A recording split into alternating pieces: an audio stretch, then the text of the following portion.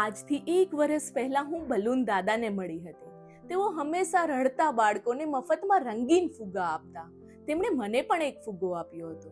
અમે સાથે બેસીને તેમનો પસંદીદા નાસ્તો કર્યો અને ઢગલાબંધ વાતો કરી. તે દિવસે તેમનો ચહેરો ખુશીથી ભરાઈ ગયો હતો. પણ પછી જીવનમાં એવી મુશ્કેલી આવી અને ભયાનક ઘટનાઓ બની કે દાદાએ એક પગ ગુમાવ્યો અને ઘણી વસ્તુઓ ભૂલી ગયા, ચહેરા, નામ અને ભૂતકાળના દિવસો પણ. પરંતુ એક વાત તેમને હજુ ભૂલાઈ ન હતી, અમે સાથે વિતાવેલો સમય. લોકો બધું જ ભૂલી જઈ શકે, પરંતુ તમે કોઈને જે ફીલ કરાવશો તે હંમેશા તેમના મનમાં રહી જશે. આજે 1 વર્ષ પછી હું તેમને ફરી મળવા ગઈ.